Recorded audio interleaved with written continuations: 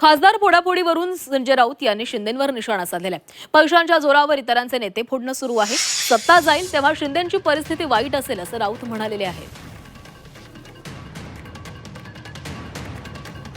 तर संजय राऊत यांनी एकनाथ शिंदे यांच्यावर खासदार फोडाफोडीवरून निशाणा साधलेला आहे। पैशांच्या जोरावर इतरांचे नेते फोडणं सुरू आहे। इतरांचे खासदार आमदार फोडले जात आहेत। ज्यावेळेस सत्ता जाईल तेव्हा शिंदेंची परिस्थिती वाईट असेल असा दावा संजय राऊत यांच्याकडून करण्यात आलेला आहे।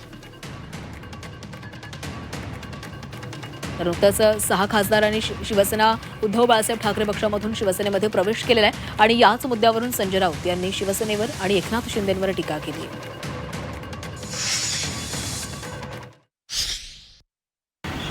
मी गद्दारांना गद्दार म्हणतो, पुढे काय दुसरा पर्याय शब्द असेल तर मला द्या असं मी त्यांना सांगितलेलं आहे। मी मराठी भाषेचा अभ्यासक आहे। मी 40 वर्ष सामनाचा संपादक आहे।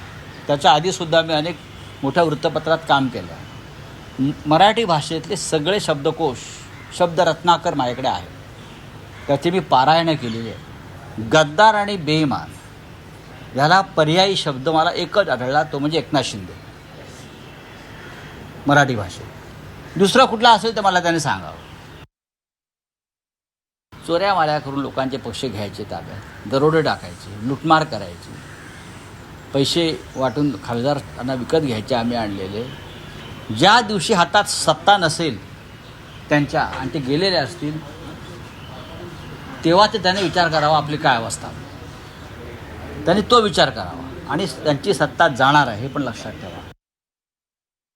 संजय राऊत म्हटले की सत्ता नसेल तेव्हा यांची अवस्था काय होईल कळेल। सत्ता नसेल तेव्हा बघू ना।